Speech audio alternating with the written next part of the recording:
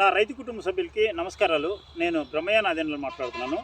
ఈరోజు గోరంట్ల రామారావు గారు అంబేద్కర్ నగరు కల్లాడ మండలం ఖమ్మం జిల్లాకు చెందిన రైతు ఫీల్డ్కి వచ్చాము. వీరు గత 20 సంవత్సరాల నుంచి 25 సంవత్సరాల నుంచి మిరపని బ్రహ్మాండంగా పండిస్తారు. వీరికి మంచి అనుభవం ఉంది. వీరు మన organic chilli trading YouTube channel subscriber. Past 2 years నుంచి పిన్ టు పిన్ ప్రతి వీడియోని కూలంకషంగా చర్చించి అందులో ఉన్న విషయాల్ని నిశితంగా పరిశీలించి ఈ వ్యవస్థ గురించి పూర్తి అవగాహన చేసుకున్న రైతు. వీరు ఈ సంవత్సరం స్టార్ వాల్యూస్ అగ్రి జెనెటిక్స్ వారి వారాహి అనే వెరైటీ సాగు చేశారు. వీరికి ఉన్న బెస్ట్ యాటిట్యూడ్ ఏంటంటే ఏదైనా ఒక వస్తువుని మార్కెట్లో పురుగు మందు కానీ, తెగులు మందు కానీ, లేకపోతే విత్తనం కానీ, సాగు విధానం కానీ కొత్త అప్డేట్స్ వస్తున్నప్పుడు ప్రతిదాన్ని క్రాస్ చెక్ చేసి దాంట్లో వాస్తవికత ఎంత ఉందనేది తెలుసుకొని ఏది ఉపయోగం పడట్లేదు అనేది నిశ్చితంగా పరిశీలించి ఆ ఉపయోగపడే వస్తువు ధర కూడా రైతుకు అందుబాటులో ఉందా లేదా, తర్వాత ఆ వస్తువుని వాడి వ్యవసాయం చేస్తే రైతుకి లాభదాయకమా నష్టదాయకమా అనేది కూడా పూర్తి అనాలిసిస్ చేసి చెప్పగలిగే శక్తి రామారావు గారికి ఉంది. అలానే వారాహి అనే విత్తనం స్టార్ వాల్యూస్ అగ్రి జెనెటిక్స్ వాళ్ళది ఈ సంవత్సరం ఈయన సాగు చేయడం జరిగింది. మీరు ఈ విత్తనం ఎలా ఎంచుకున్నారు, ఎప్పుడు ప్లాంటేషన్ చేశారు, నారుమట్లు ఎన్ని రోజులు పెంచారు, ఎప్పుడు తిరగనాటారు, దీనికి ఇప్పటివరకు ఎంత ఖర్చు పెట్టారు, మీరు ఎంత దిగుబడి వస్తుంది అనుకుంటున్నారు అనేది మన ఛానల్ రైతులకి వివరించండి. నమస్తే అండి. నా తోటి రైతులందరికీ నేను గత 20 ఏళ్ళ నుంచి నేను ఈ మిర్చి సాగు చేపట్టాను. సాగు చేపట్టిన కాడి నుంచి నాకు ఈ పుల్లారావు గారు వెంకటకృష్ణ సీడ్స్ వారు నాకు పరిచయం అయ్యారు. వారి ద్వారా నేను విత్తనాలు ఎంచుకోవడం జరుగుతుంది.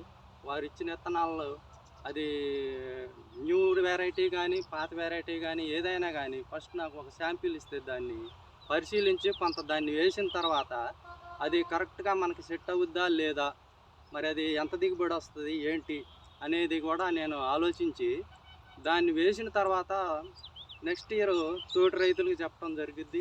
మరి వారు నాకు మంచి విత్తనాలు ఇస్తున్నారు. వారాహి వేసాను ఈ సంవత్సరం, బాగానే ఉంది. మరి దిగుబడి బాగుంది, కాప్ సెట్టింగ్ బాగుంది, కలర్ బాగుంది, అన్నిటిలోనూ కూడా బాగానే ఉంది. మరి నల్లి వచ్చిపోయి అన్ని సమస్యలు ఎదుర్కొంటున్నా కానీ నల్లి తక్కువ ఉంటుంది. మరి అలాంటి బెట్ట పరిస్థితుల్లో కూడా 15-20 క్వింటాలు వస్తుంది.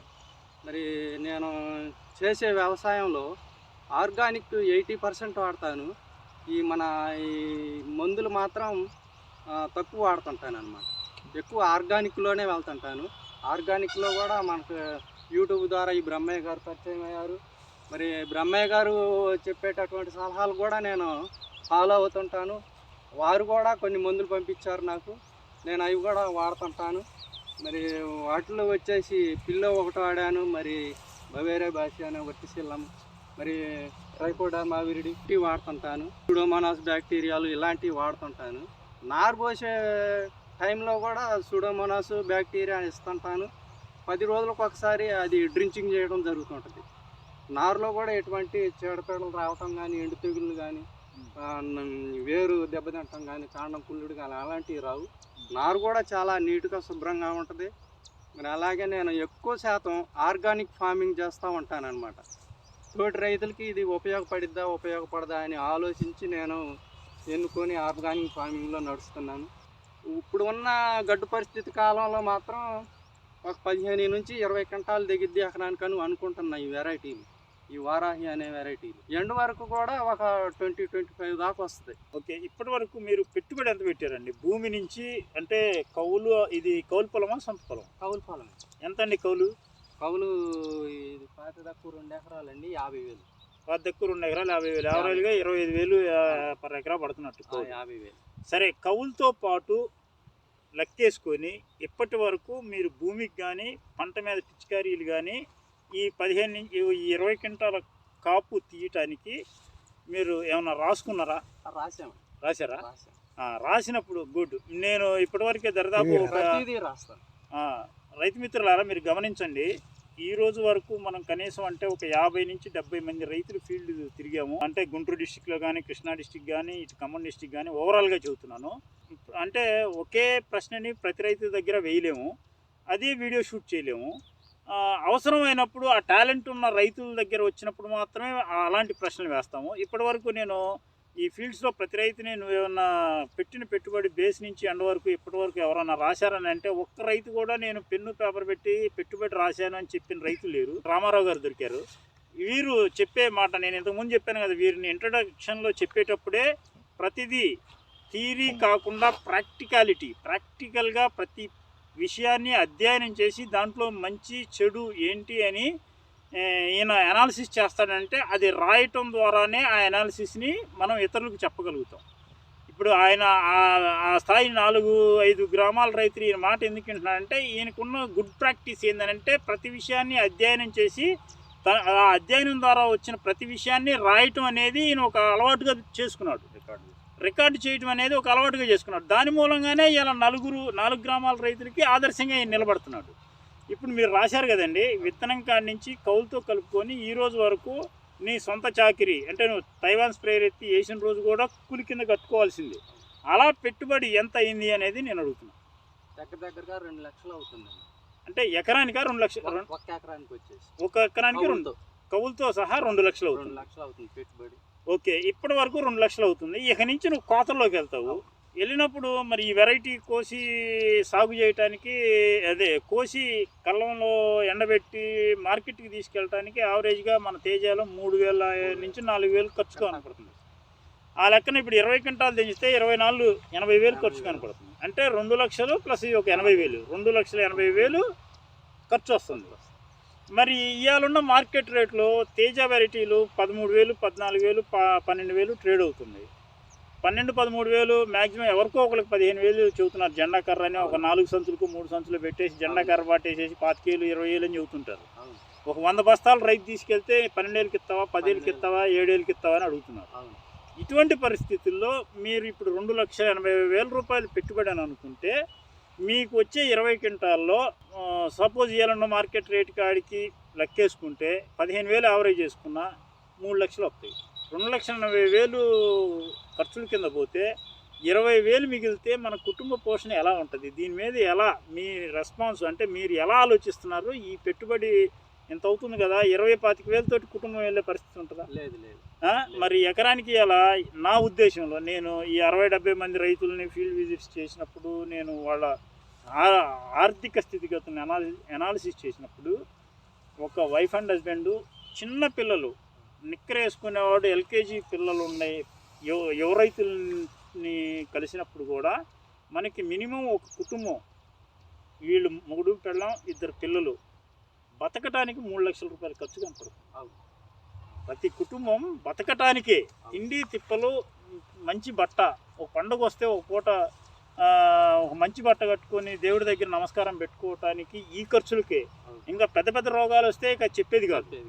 నార్మల్గా చిన్న తుమ్ము, దగ్గు, జలుబు వచ్చి ఈ చిన్న సమస్యలకే 3 నుంచి 3.5 లక్షల రూపాయలు ఖర్చు కనపడుతుంది. అలాంటిది మీరు ఇంత దిగుబడి తీస్తున్నాము. నేను చాలామంది రైతులని యూట్యూబ్లో వీటిలో ప్రచార మాధ్యమాల్లో ఎవరో ఒక రైతు ఒక 20 ఎకరాలు టమాటా వేస్తే ఒకసారి రేటు కలిగితే 4 కోట్లు 5 కోట్లు వచ్చినాయి అని చెప్పేసి జోరీగల్లాగా చెబుతున్నారు. అసలు చూసే వాళ్ళకి ఇతర సమాజానికి ఏమనిపిస్తుంది అంటే ఈ సోషల్ మీడియాలో వీటిలో విపరీతంగా డబ్బులు వస్తున్నాయి అని అంటే వ్యవసాయం ఏదో లాభదాయకంగా ఉంది, కోట్లు సంపాదిస్తున్నారు అనే ఒక ఫీలింగ్లోకి వెళ్తున్నారు. మీరు ఇంత నిజాయితీగా నైతికంగా ప్రతి విషయాన్ని చర్చించి రాసే వ్యక్తే మీకే 2,80,000 ఖర్చు కనపడుతుంది. అమ్మితే ఇవాళ మార్కెట్ రేటుకి 20,000 కూడా కనపడతలేదు. మరి ఈ వ్యవస్థ భవిష్యత్తు వ్యవసాయం ఎలా ఉంటుంది? ఎలా చేస్తే ఈ ఖర్చు తగ్గించుకొని మనం లాభదాయకంగా ఆర్థిక ప్రగతి సాధించడానికి ఎలా చేస్తే భవిష్యత్తు ఎలా ఉంటే బాగుంటుందని మీరు అనుకుంటున్నారు? ఏం లేదు సార్, ఈ ఫెర్టిలైజర్స్ వాళ్ళు కానీ విపరీతంగా పెంచేస్తున్నారు. పెస్టిసైడ్స్ కానీ ప్రతి సంవత్సరం ఈ ఇయర్కి 100 నుంచి 200 పెంచేస్తున్నారు ఒక డబ్బాకి. డిఏపి కానీ ఇంకా ఏదన్నా పురుగు మందులే కానీ పెస్టిసైడ్సే కానీ ఏదైనా కానీ రిలీజ్ అయిన సంవత్సరం 2,000 ఉంటుంది. 2,000 నుంచి 2,150 ఉంటుంది రిలీజ్ అయిన సంవత్సరం. ఈ రైతులు ఏం చేస్తున్నారంటే నల్లికి వచ్చింది లేకపోతే దోమకు వచ్చింది, కొత్త ప్రొడక్ట్ వచ్చింది అనగానే ఈ జనాలకు తెలియక రైతులకి ఎగబడి తీసుకుంటున్నారు. అట్లా కంపెనీలు డెవలప్ అవుతున్నాయి కానీ రైతుకు ఉపయోగం ఉంటుంది. రైతుకు ఉపయోగం అనేది లేదు. కంపెనీలే డెవలప్ అవుతుంది. దానివల్ల రైతు ఏమవుతుందంటే పక్కన పలానా నా పక్కన చేలో పలానా వేణురెడ్డి కొట్టిండు, లేకపోతే రామకృష్ణ కొట్టిండు, లేకపోతే కిషోర్ కొట్టిండు, మరి కృష్ణారావు గారు కొట్టిండు, మరి ఆ మందు తెస్తే పని చేస్తుందంట అని వెళ్ళటమే కానీ అది ఎంతవరకు పని చేస్తుంది, అసలు ఏమిటి, అసలు అది దేని నిమిత్తం పని చేస్తుంది. వాడు 2-3 మందులు కలిపి దాంట్లో రాసిస్తాడు, బీబీ3 లేకపోతే బెంజైట్ ఏదో ఒకటి కల్పిస్తాడు. అదే ఇది నల్లికి పని చేస్తుంది కొట్టండి అంటే ఈ పిచ్చి రైతులు మోసపోతున్నారు. మోసపోయి ఆ కొట్ల దగ్గర ఎగబడి బారులు తీరులు ఉంటాం, కొనుక్కొచ్చి కొట్టడం గుడ్లు 40 గ్రామ్స్ వచ్చేసి 2150, 2000 ఇట్లా జరుగుతుంది. అయితే పోను భవిష్యత్తులో ఆర్గానిక్ వ్యవస్థ మీద ఆధారపడి ఉంటే రైతు బతుకుతాడు, లేకపోతే రైతు చాలా అప్పుల్లో గొరకపోతాడు. రైతు పరిస్థితి కూడా అగమ్యగోచరం. భవిష్యత్తు అనేది ఉండదు రైతులకి. ముఖ్యంగా ఈ ఆర్గానిక్ వ్యవసాయము అనేది ఇప్పుడున్న మనం చెప్పే జీవన ఎరువులు, జీవక్రిమి సంహారకాలు అనేది అడ్వాన్స్డ్ టెక్నాలజీ. ప్రపంచవ్యాప్తంగా ఈ ప్రపంచంలో జరుగుతున్న అడ్వాన్స్డ్ టెక్నాలజీని మనం ప్రమోట్ చేసి మన దేశంలో దీన్ని ఇంప్లిమెంట్ చేయడం మొదలుపెట్టాము. ఈ వ్యవస్థ ఒక లెసన్, ఒక విద్యలాగా నేర్చుకుని 1 సంవత్సరం 2 సంవత్సరాలు ఈ వ్యవస్థ మీద కరెక్ట్గా కృషి చేస్తే జీవితకాలం ఏ కార్పొరేట్ కంపెనీ చేతులకి వాళ్ళు వేసే ఉరితాళ్ళకి నీ తలకాయని తాకట్టు పెట్టాల్సిన, సరెండర్ కావాల్సిన అవసరం లేదు. ఇదే 20 క్వింటాలు మీరు ఆల్రెడీ ఆర్గానిక్ వ్యవసాయం మీద మీకు అవగాహన ఉంది, బట్ మీరు చేస్తున్నారు, 50-60% చేస్తున్నారు. కొన్ని సందర్భాల్లో ఇతర ఉత్పత్తులు వాడుతున్నారు. సహజం, పంట వేసిన తర్వాత ఎవరు కూడా డిపెండ్ కాలేము. కాబట్టి అయితే మీరు ఇప్పుడు దాకా ఒక 60% ఆర్గానిక్ వైపు వచ్చారు, ఇంకొక 40% ఉంది. నెక్స్ట్ ఇయర్ ఈ 40% కూడా ఆర్గానిక్ మారిస్తే ఇప్పుడు మీరు ఏదైతే 2 లక్షలు ఖర్చు పెట్టారో దాంట్లో కొన్ని ఖర్చులు తగ్గిలేవు. ఏంటంటే ఇప్పుడు కౌలు ఉంది, నువ్వు అది డిమాండ్ అండ్ సప్లై మీద ఆధారపడి, లేబర్ ఛార్జెస్ ఉన్నాయి, నువ్వు ఈరోజు డిపెండ్ చేయలేవు. నీకు నువ్వు తగ్గించుకోగలిగేది ఎక్కడనంటే ఎరువులు, పురుగు మందులు. నీకు అసలు ఈ ఖర్చు మొత్తంలో నిన్ను డ్యామేజ్ చేస్తుంది కూడా ఈ రెండే, ఎరువులు, పురుగు మందులు నిన్ను డ్యామేజ్ చేస్తున్నాయి. వాటి మీద నీ స్వయం శక్తిగా ఆ వ్యవస్థని బిల్డ్ చేసుకోవటం నువ్వు కనుక నేర్చుకుంటే ఈ సంవత్సరం ఏదైతే 20 క్వింటాలకు 2 లక్షలు ఖర్చు పెట్టావో నెక్స్ట్ ఇయర్ దీన్ని 70 నుంచి 1,00,000 రూపాయలు కుదించవచ్చు. వితిన్ 1,00,000 రూపాయల్లోనే 20 క్వింటాలు తీయొచ్చు. దాని మీద మీరు కొంచెం ఈ సమ్మర్ నుంచి మన ఛానల్ వీడియోస్ చూసి నెక్స్ట్ ఇయర్ బేస్ నుంచి మన పామాల హరీష్ సేంద్రీయ వ్యవసాయ సలహాదారుడు ఉన్నారు, వారి సలహాలు తీసుకోండి. మీరు మన ఆర్గానిక్ చిల్లీ ట్రేడింగ్ చూసే రైతులకి మీ నుంచి చాలా విషయాలు, వాళ్ళకి మంచి విషయాలు తెలియాలని నేను కోరుకుంటున్నాను. అలానే మీరు ఇప్పుడు కోత మొదలుపెట్టి కోసిన తర్వాత ఇంకా 3 నెలల టైం ఉంటుంది కాబట్టి మీ ఫీల్డ్ ఆఫ్ ప్రాక్టీసెస్ ద్వారా ఇంకో 10 క్వింటాలు దీంట్లో నుంచి దిగుబడి తీస్తారని నేను నమ్ముతున్నాను. దగ్గర 30-35 క్వింటాల్లో పడే అవకాశం ఉంది. ఇది ఇలాంటి సేంద్రీయ వ్యవసాయం మీద అవగాహన ఉన్న రైతులు చెప్పే మాటలు మన ఛానల్ చూసేవాళ్ళు, అతని స్థాయి కానీ అతని చదువు ఇలాంటివి మీరు మనసులో పెట్టుకోమాకండి. అతని ఐడియాలజీ ఏంటి, అతను చేస్తున్న శ్రమకి ఎంత దిగుబడి సాధిస్తున్నాడు అనేది మాత్రమే గుర్తుపెట్టుకోవాలా. ఒంటి మీద ఉన్న బట్టలు చూసో, మొహం చూసో, మాటను చూసో మీరు ఇది మంచిది కాదు, ఇది చెడ్డది కాదు అని అనటానికి లేదు. భారతదేశంలో 140 కోట్ల జనాభా ఉన్నారు. 140 కోట్ల జనాభాకి బతికే హక్కులు ఉన్నాయి. చేసే పని విధానంలో ఎవరి ఐడియాలజీకి తగ్గట్టు వాళ్ళు ముందుకెళ్తుంటారు వాళ్ళకున్న వనరులను బట్టి. కాబట్టి మీరు ఇతను చెప్పే దాంట్లో నీకు నచ్చిన విషయాన్ని తీసుకో, నచ్చని విషయాన్ని వదిలి. ఇలా మనం ముందుకు పోదామని మన రైతు మిత్రులు ఇంకా ఇలాంటి వీడియోస్ మనం రైతుల దగ్గరికి పోయి తీసిన వీడియోస్కి ఇంకా మనం ఆ సేంద్రీయ వ్యవసాయాన్ని ముందుకు తీసుకెళ్ళటానికి ఇంకా ఉన్న అవకాశాలను మీరు మన వీడియోస్ చూసి కామెంట్స్ రూపంలో కూడా తెలియజేయండి. మనకి ఈరోజు రామారావు గారి ఫీల్డ్కి వచ్చి ఈ Varahi star values agri genetics వాళ్ళు వారాహి విత్తనం చాలా బాగుండటం, ఆహ్లాదకరంగా ఉండటం, మంచి దిగుబడి సాధించటం, ఇవన్నీ నచ్చిన విషయాలు రామారావు గారితో పంచుకోవటం జరిగింది. రైతు మిత్రులందరికీ నమస్కారం. నేను మీ హరీష్ కుమార్ని మాట్లాడుతున్నాను. అయితే ఈరోజు మనం పల్నాడు మండలం అంబేద్కర్ నగర్లో ఉన్నటువంటి మన గోరంట్ల రామారావు గారి మిర్చి విత్తనం వేసినటువంటి తోట చూడటానికి వచ్చినాము. Varahi star value agri genetic వల్ల వారాహి అనే విత్తనాన్ని రామారావు గారు వేయడం జరిగింది. ఈ ఫీల్డ్ని చూడటానికి నేను కూడా బ్రహ్మయ్య గారు నేను కలిసి వచ్చాము చూడటానికి. అయితే రామారావు గారు గత కొన్ని సంవత్సరాలుగా నాకు పరిచయము. ఏ విషయాన్నైనా సరే, ఏ మందు గురించి చెప్పినా, ఏ విత్తనం గురించి చెప్పినా, ఏ రసాయన మందుల గురించి చెప్పినా, ఏ ఆర్గానిక్ మందు గురించి చెప్పినా ఆయన నిశ్చితంగా పరిశీలించి దాన్ని నిజమా కాదా తెలుసుకొని దాన్ని ఫీల్డ్లో ప్రాక్టికల్గా చూసిన తర్వాతనే ఏ మందునైనా ఎంకరేజ్ చేస్తారు, ఏ విత్తనానైనా ఎంకరేజ్ చేస్తారు. అయితే నేను చెప్పే విషయం ఏంటంటే రైతు మిత్రులందరికీ కూడా, ప్రతి ఒక్క రైతు కూడా రామారావు గారి లెక్క రామారావు గారిని ఆదర్శంగా తీసుకొని ప్రతి విత్తనాన్ని, ప్రతి మందుని పరిశీలించి మీకు ఏది మంచిగా అనిపిస్తే దాన్ని మాత్రమే చేయాలని మరీ కోరుతున్నాను. అలాగే సేంద్రీయ వ్యవసాయాన్ని ప్రతి ఒక్క రైతు సోదరుడు కూడా ముందుకు తీసుకెళ్ళాలి. రాబోయే 15-20 సంవత్సరాల్లో మన భూములన్నీ కూడా పొల్యూటెడ్ అయిపోతున్నాయి. నిర్మానుష్యమైన భూముల లెక్క, చౌడు భూముల లెక్క, క్షార భూముల లెక్క, అసలు ఏమి పంట వేసినా కూడా పండనటువంటి నేలల లెక్క తయారయ్యే అవకాశము రాబోయే 15-20 సంవత్సరాల్లో ఉంటుంది.